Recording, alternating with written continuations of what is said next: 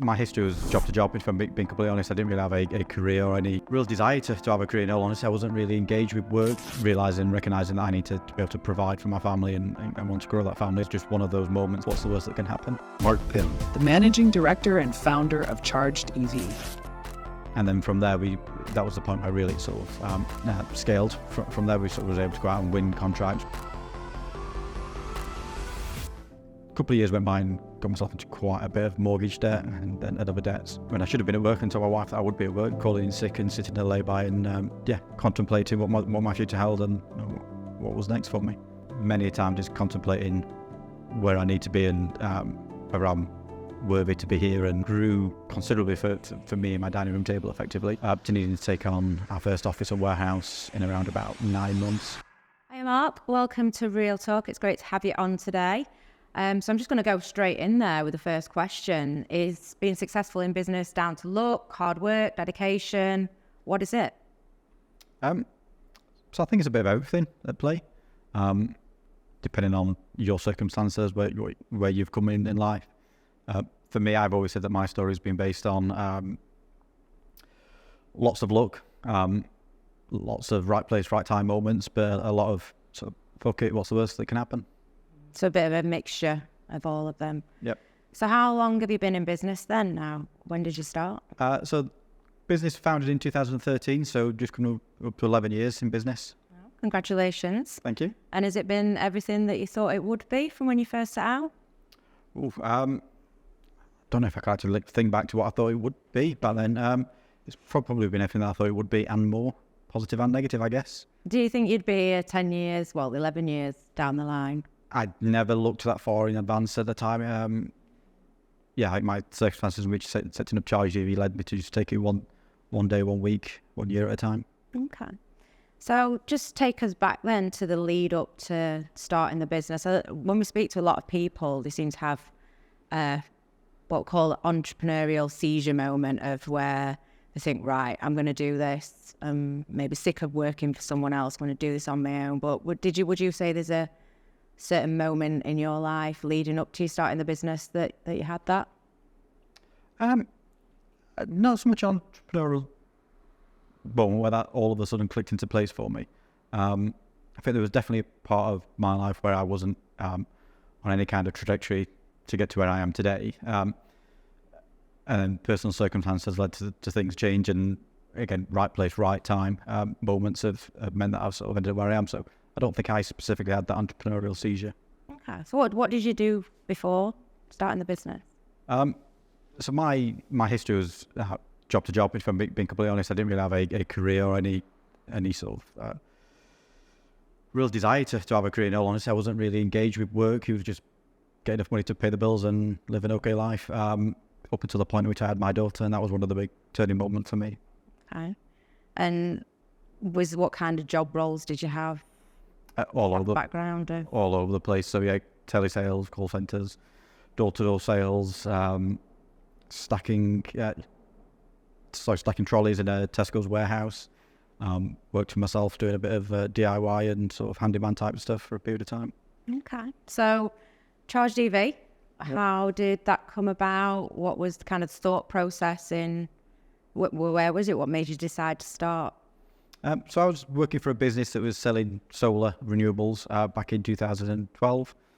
From there, my role was selling into sort of social housing, trying to large-scale projects for solar. And at the time, there was just coming towards the end of the feed-in tariff for general consumers. So I was sort of given a bit of a role to look and explore what other revenue opportunities could be on the horizon. And that's where EVs came into the mix. So I started looking at EVs for another business. Before I had a chance to do anything to really bring that to life for that business, they liquidated, and I was sat there with a bit of a business case ready to go, and decided to pick it up and run with it. Wow. So and obviously EVs is quite a newish sector, the unknown to a certain extent as well. So was that a little bit, it's kind of scary looking into something new that didn't necessarily have the structure, and it wasn't a sector, I suppose, to a certain extent? No. Back in 2013, it was tiny. There was lots of small businesses doing it, a few big national manufacturers. There was grant funding available for consumers, but there was no real industry as such. And I guess that comes with its sort of challenges and opportunities in equal measures. There's no one leading the path, and there's no one that can sort of follow and look where you need to take your business, but there's also lots of room for you to go in and make your mark and set things up the way you want to deliver it. Which you have done, Hopefully. which is amazing. So tell us a little bit about the actual thought process. So the day that you thought, right, I'm going to do this, what was that lead up from going from having a job, not necessarily having the passion and a career as such, but how did you come about, right, I'm going to do this on my own, I'm going to make a go of it? Like I say, some of it was right place, right time with being made redundant and having the business plan in front of me, but a couple of years before then, as I mentioned earlier, the birth of my daughter sort of really led me to change my mindset quite a bit, recognising that I need to be able to provide for my family and want to grow that family. And then the 2 years between then and setting up ChargedEV, everything I did was sort of focused on trying to get to developing my career and get to where I want to. Not necessarily with the intentions of setting up a business and doing it for myself, but employed. And then as the opportunity came around, it was just one of those moments I mentioned earlier, the fuck it moments. What's the worst that can happen? No idea whether I could make a success of it. No idea if it was crazy. Timing wise for us, it was probably a little bit too soon after going through a bit of a challenging spell in my life and bringing in a newborn baby. But it was just the right thing to do, or felt to me like it was the right thing to do. Don't know if everyone around me agreed, but I had to sort of give it a go. You mentioned there about a challenging part of your life. Can you tell us a little bit more about what you mean by that? Yeah, so back in 2007, I bought a house during the Northern Rock crisis, which is probably the sort of big turning point. There we bought a house, high interest rates, got trapped into a mortgage that was terrible for us. The recession sort of was at the very beginning, it was starting. I was made redundant from a position that I'd had for a couple of years. And that led to a bit of a downward spiral. So hit quite a tough time from a depression point of view. I was all over the place mentally, wasn't really where I need to be, wasn't really engaged in trying to find new employment. If I was, it was almost sort of self-sabotage to a degree with the roles that I had. And just working job to job, just surviving where need be. A couple of years went by and got myself into quite a bit of mortgage debt and other debts with no real opportunity or way out, to be honest. Many times just when I should have been at work and told my wife that I would be at work, calling in sick and sitting there lay-by and just sort of contemplating what my future held and what was next for me, really. Wow, so quite a challenging, mentally challenging, I suppose physically to a certain extent as well. But yeah, I think physically, mentally, emotionally, everything really. Because I put my relationship with my wife on the rocks. Definitely not the easiest of times. Did you have at that moment? Did you have anyone that you could speak to and relate to? And I probably did. I didn't, but I probably did have the people there if I decided to. I guess as a man, especially back there, it was a little bit more unacceptable to ask for help and support. So I definitely didn't ask for the right people for support or talk to people. Looking back now, I wish I did, but yeah. Yeah, I think it's what a lot of people can relate to, both men and women. But like you say, it's this kind of criteria of being a man and just getting on with it and pulling your socks up. And but at the same time, it's really you've got to talk about it, and it's only going to help matters at the end of the day if you talk about it. And it's really good that you're open to have that, because I bet there's a lot of people out there that can actually relate to that feeling. It's a lot of pressure. So from there, yep. What was that pivotal catalyst moment of? Yeah, like I said, it was that 2 or 3 years of sort of like quite severe depression. Like I said, many a time just contemplating where I need to be and whether I'm worthy to be here and with my partner's husband and things. But from there was really once we not even once we found out that I was having a child, even that was quite numb. I don't think I can look back and really tell you what emotions I feel at the time. But that very first evening where I left my wife and newborn daughter in hospital, came home, that very first evening, just the pressure, but probably pressure and unrelieving of pressure in equal amounts that I had in that evening. I don't think I slept a wink, up all night just thinking about what I needed to do, and could no longer just sit and wallow in my own pity to a degree, and had to find a way to support. For me, that was, you mentioned entrepreneurial seizure, that was just more of a life seizure that I had, where I just recognised that I was failing me, myself, my family, and I had to do something about it. Wow. And what got you through that? So I know that's obviously a thought and a feeling. Like, do you feel that there was something else that kind of helped you kind of get on with it and just say, right, this is it now, I need to do this? Like, what kind of got you through that? I think it probably an undertone of recognising and knowing that I had the capability to do some of it. And I've probably been, like I mentioned, self-sabotage, holding myself back a little bit over the years. Is that something that you doubted yourself on, having the capability to do it previously? I don't know. I think a little bit of childhood traumas led me to believe, and I still have this today, where I sort of think I'm not worthy. I'm not worthy of having success or a good life for whatever reason. I don't know if all these Imposter syndrome. a little bit to a degree, but also underlying knowing that where I have tried to apply myself and things in the past, and when I was younger, I've always had success. So there's never been a moment where I've not been successful or had positive outcomes from something I've tried. It's always been the want or the need to try that's probably failed me, or I've allowed to fail me. Okay. So you started ChargedEV. How was setting up? Did you have people around you to support you in setting the business up? And how did it all start? How did it underway the first 1-2 years? So in the very first instance, it was myself and a small business partner that sort of came in and supported in more of the sort of finance aspect of things. But we grew the business organically initially, so lots of giving support, lots of getting in touch with consumers and just being the face of support for them. There was, at the time, because it was so new, there wasn't really YouTube videos on what you could do. There wasn't really instruction manuals if you transition into an EV. It was the dealers just gave you the keys and off you went. And some of the bigger manufacturers at the time was very much just around getting the sales, getting the numbers, not really supporting the customers that had slightly more complicated installations.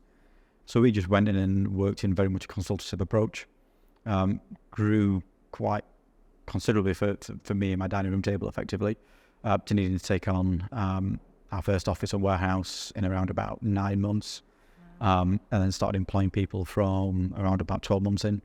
Wow, fantastic. So kind of going from that consultancy to obviously the installation where you are now, is a big shift in that. So how did that journey kind of unfold?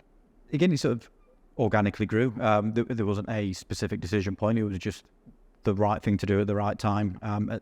As opportunities sort of landed on our lap, I quite often sort of went out there and as many salespeople do, you say what you want to be able to provide, and then you worry about how you can provide it once you win the opportunity. So we were doing really well with consumers. We were getting quite a big backing of EV drivers that come into the space and use our services and enjoyed it and sort of fed back, and then passing that through forums and social media. And then from there, we sort of went into, I think it was 2015 when we employed our first installer. Up until that point, we'd used lots of subcontractors. And we turned in that moment really into a genuine out installation business. We've employed technical capabilities in-house. And then from there, that was the point where really sort of really scaled. From there, we sort of was able to go out and win contracts. We were able to win bigger contracts with referral partnerships. We were able to prove our capabilities to become one of the larger manufacturers, only nationwide installers, and just took each opportunity as it came. Wow, amazing. Well done. And you'll know yourself, obviously, as a business owner, it's not always plain sailing. There's a lot of challenges that you come up against, and which can be challenging to overcome as well. Hit brick walls quite often. So what would you say was the first big challenge that you came across? I think for me, some of the biggest challenges that we had, there wasn't necessarily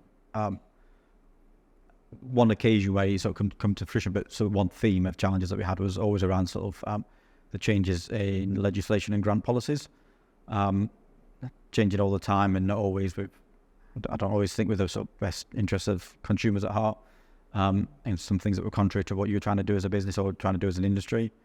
So trying to keep up with that, trying to maintain all the things that we had to there was probably one of the biggest challenges. I'm going to say there's no rule book, is there? There's no big black book which tells you this is the way to do things, this is how you should do things. It's, I suppose, you're going out there, you're testing and measuring and finding that things are changing all the time.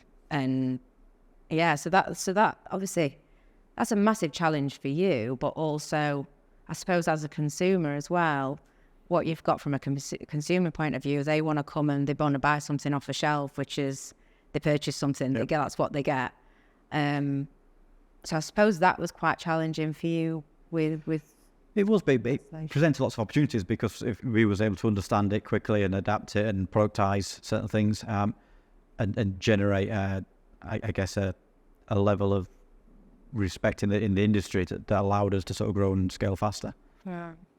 Okay, so obviously you looked at scaling. So 2015, you said that you kind of scaled up a bit. So tell us a little bit more about that next chapter. So I guess the next big chapter after that was growing the business to the point that in 2017 we won a chunky size contract that we needed to be able to deliver on and start looking for investment. And then in April 2017 we went out for investment and eventually acquired by the Over Energy Group. Okay. Wow. So that's massive. At the time, it was huge, great for us. Right. Tell us a little bit more about that. I mean, what did that look like, as in the scalability? Because you've obviously gone from a small. How many staff did you have at that point? At that point, we'd have had in the region of 8 to 10 office staff and maybe 6, 7 installers. Okay. And so, how did that kind of transition develop? Like, what was the bigger picture for that? So for us, it was all around giving some scalability. When we win these contracts, we need to be able to showcase that not only can we deliver the customer or the client's requirements today, but could we do that in 6 months and 12 months' time, knowing the scalability of the industry that we're in and the direction of travel. So as we went into that piece, it was all around making sure that we have the funding in the background to scale, recruit where we need to, look at new offices, be able to buy better stock and increase our purchasing power for equipment and supplies. Wow. And it's something that we've come across quite a few times when you've had an requirement and you've kind of gone from a family-run business to a certain extent, or a family feel-run business, or in your case, it has actually got family in it as well. But then incorporating that into a large corporate, the dynamics are very different. Did that cause any challenges within the team?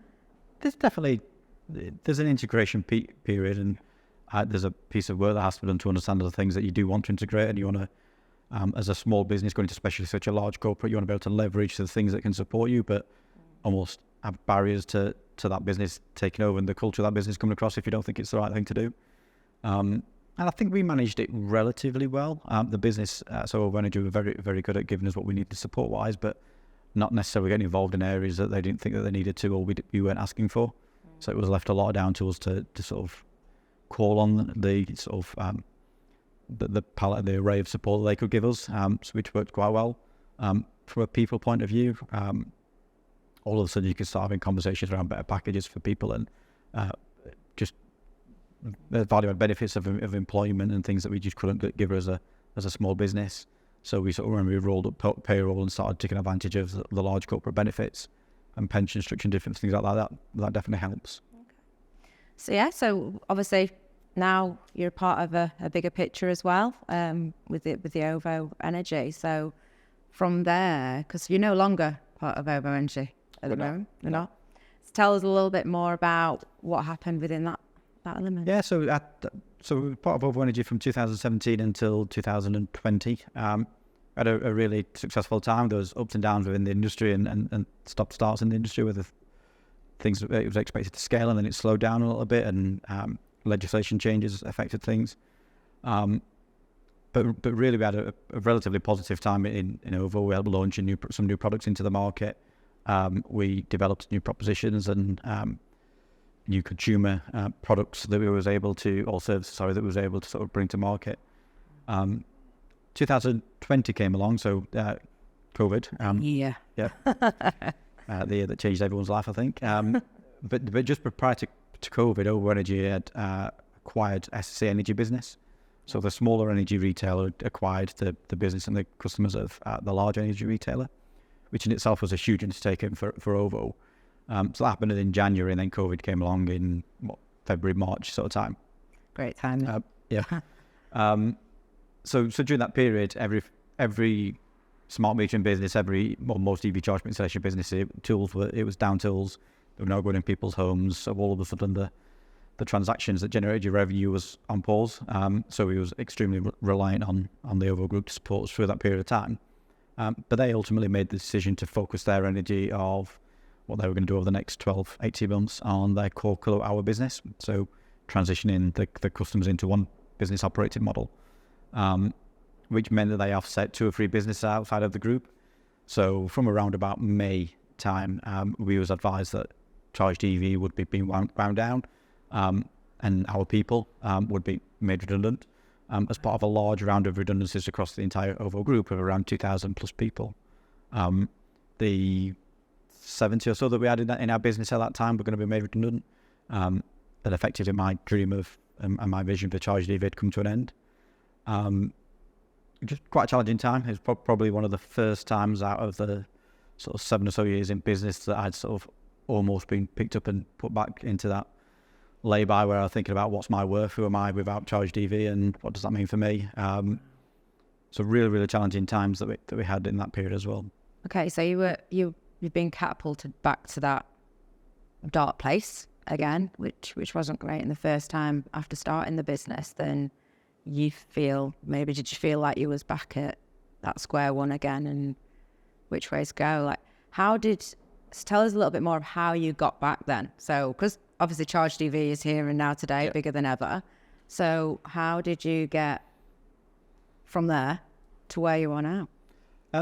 So when I got the call and got the news of what was about to happen, like I say, it sort of catapulted me back. But I had a couple of decisions to make really. In the immediate, I was offered a bit of a position within OVO Energy. So whilst my team would have been made redundant, I was given a bit of a lifeline that they wanted me to stop in the business and devise their future strategy for EVs and e-mobility. But for me at that time, there was so much happening in the business. There was so much opportunity that was still available to us. Almost immediately, pretty much, started thinking about what are the alternatives instead of just winding down the business, and instead of getting rid of the people, what are the alternatives? So I probably spent a couple of weeks engaging with the overall management team and the directors on what were the options, what would it look like for me inside OVO, was there a way to bring it back, and what that could look and feel like. I had a couple of high-level conversations on the table, but then what sort of really spun it around for me and made me determine that wasn't going to be the case is about 4 weeks after I was made aware is the day that it was going to go public around the overall OVO redundancies. So we had to get all my team on a Zoom call at the time because everyone was working from home and at COVID. So we had to get one on a Zoom call and sort of share the news with everybody else. Wow. So that was the very first time that anybody else in the business knew about it. So did you actually, with it being Zoom, so you actually saw all the reactions to the... Yeah, so it was not the greatest of calls. But yeah, we had to get everyone on a Zoom call, and OVO offered to get the HR team or one of the other directors to do it for me. But these people were friends, colleagues that I'd known for years, and I had to get on there and be the person that spoke to them. So we went on the call, we did the call, we explained what was happening, we told everyone that all of a sudden they wouldn't have positions left with us anymore, what was going to happen to ChargedEV. finished the Zoom call, which was, like I say, quite an unpleasant call. And at that time, I was going back into the office every single day. So I wasn't working from home, I was in the office every day. So I sort of went up and laid down into a couch that we had in our breakout area, and just cried for a good 5 minutes. And it was at that point that as I sort of sat back up after 5-10 minutes of crying and looked at my phone, I must have had 10-15 messages from the team asking me if I was okay. So these people that I'd just told no longer had jobs, and in a time where they couldn't just go out and find another job because everyone was working from home or being made redundant themselves and all these different things that were happening in the world, their first thought was around me rather than about them, which just sort of really hit home with me that I've got to bring this back. I've got to do something. There's an opportunity there and I can't let it go. So another of those sort of fuck it moments. I've come this far. What's the worst that can happen? So from there, in the afternoon, I picked the phone up to my counterpart at OVO and just sort of made it quite clear what my intentions were, which is no matter what, I'll be bringing this back, whether it's ChargedEV or another business or another brand, I'll be bringing the business back and taking on some of those people.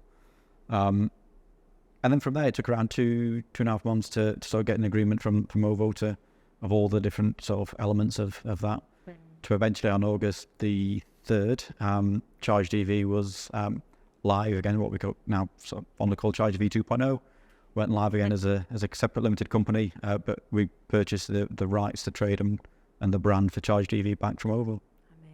Amazing. So, I mean, just going on your team, because we've not really spoke about your team. Just with you saying that, sounds like you've got some amazing people that surround you. Tell me a little bit more how you've created that. Like, how do you find them people? Because that's a big, massive challenge for a lot of people. Is I can't find the right people. Find the right people. So, how did you do it? I don't think it was any meticulous planning or anything on my part. I mean, again, the right people have come in for the interview through other jobs out there, and some of these people have grown within the business, so they've come in at low levels and grown up into leadership and management. I'm an open book, so just having open conversations. I'm a relaxed guy, so I think it's easy to get people feeling comfortable around the office and around me. And that itself leads to open, transparent conversations, and people can be themselves. People can say what they think, say what they like, be not fearful of throwing out ideas. So I think we've done really well at getting people to sort of really buy into that. Not without its challenges. Don't worry, I'm probably not the easiest person to work for. I think on it overall, I think we've done really well to build that team, and there is some amazing people in it. Amazing. It sounds like a great team that you've built. Well done. What would you say is your biggest learning curve throughout this journey so far? I think for me, it's been to stick true to myself, to stick to the vision, keep moving forwards. You might change the plan, you might change the how you're going to get there, but ultimately the vision that I have for where ChargedEV is going to go today is what it was. I mean, it's slightly changed from what it was 13 years ago, but definitely what it was 5-6 years ago. As the industry changes, as the world changes, you just keep plugging away and don't stop. So how many staff have you got now? Because obviously you're known for something else as well, aren't you? A little bit of selling the business twice? Yeah, so obviously purchased the business back from OVO in 2020. We won a couple of contracts relatively quickly after coming back live. So we pitched for 3 contracts, one in December, one in January, 2 in January of 2021, thinking that we'd win one of them, or have a good chance of winning one of them. We ended up securing all 3 contracts, and all of a sudden we downsized the business a little bit in 2020 as we came back live. We took it down to sort of a skeleton office staff of around 10, and 8 installers that we brought back into the business. We recognised that we had to scale again pretty quickly. So started looking for investment again in Q1, Q2 of 2021. Had a couple of different offers from people. I had some smart metering businesses, had some private equity firms that showed interest, but ultimately we decided to accept an offer from Ready Northgate Group, who are the owners of Northgate Vehicle Hire. And the sort of customer base that we had across that group, or our core customer base for ChargedEV. So it just felt like it was the best fit for us. So that transaction happened in June of 2021. Wow. And what's the size of the team now? So now we've gone from that coming back out in 2020 of 10 in the office and 8 in the field. We're now around 46 office and remote admin positions, and we're just shy of 70 installers, with the intention of getting to around about 80 installers by the end of next month. Wow, incredible. Thank you. Everyone views success as something different. What do you measure your success on? Do you even think that you're successful? No. To a degree, yes, I understand that we've had successes. Where we've been today and how we've got to where we've come from. But for me, I think a little bit is around sort of respect from my peers and the team around me. Probably my biggest mark of success. And if that starts waning, that's probably where I know I'm going wrong and I need to change the way I'm operating. I'm a firm believer that our biggest successes are still to come. They're in the future. I don't know what they're going to be, but we're going to have the biggest impact in the next 2-3 years, I believe. Love that. So ideally for you then, kind of what does ChargedEV look like in the end? A household consumer business. One of the names that's on the tip of your tongue if you're thinking about getting your EV for the first time and you need a charging point. If you're a fleet or a business that's transitioning your fleet to EVs, we're just a household name. What everybody knows, we're the go-to provider that are providing multiple products and services to help that electrification. I love that. And do you feel like how far away you are from there? I think we sit. So traditionally we are just an installer. We install EV charging points, and you have your manufacturers and you have your tech businesses. We sort of sit in an area that I believe we don't have direct competition from too many. So we're probably the biggest of all the core installers that are out there. But we have products and services that put us more in akin with some of the tech providers or even the hardware manufacturers, what they try to be involved in. So we're on a journey to transition from just being an installer into much more of a all-encompassing service provider for EVs and renewable energy for businesses and homes. Amazing. And what would you say the 3 main traits as a leader, as an owner, to not only get you where you are today, but to get you to that end goal as well? What are the 3 personal traits you think is needed as an individual? Personal traits will depend a little on lots of different things. I think probably dogged determination is going to be up there, of making sure that you're always hardworking and you're striving forwards. But rather than personal traits, the other 2 things that I think are absolutely key is looking after your people and looking after your customers. Having a keen eye to both of those and just keep ploughing away and having that determination to keep moving forwards, you will end up being successful. To leading the team, being in leadership. Is that something that's important to you then? Is it something that you're constantly developing? Yes, I'm going through a bit of a sort of relearning curve, I think, as it stands today.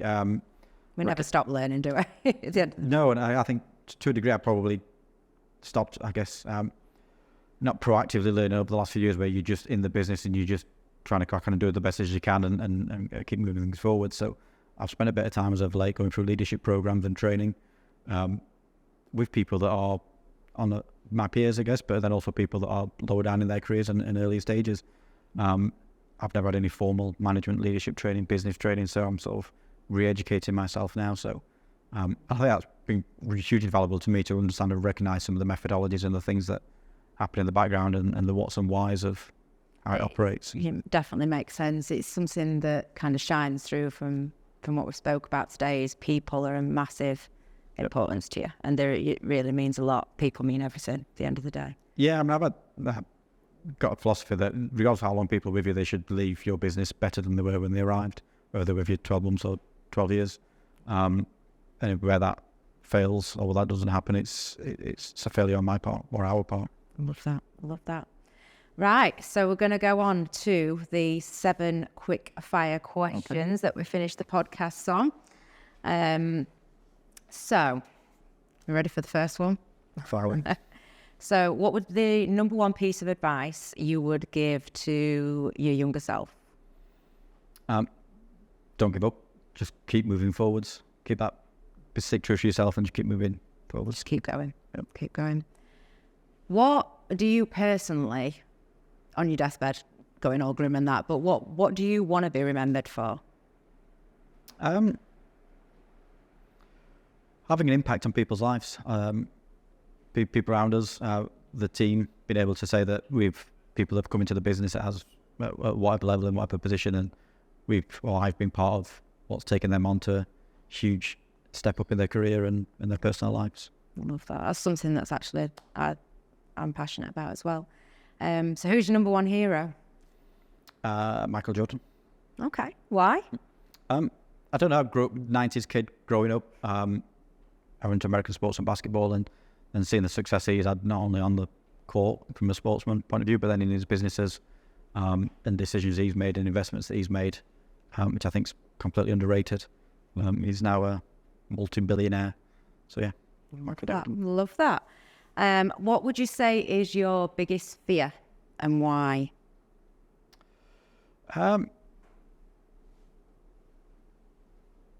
Probably given the opportunities I've had and given where I am today,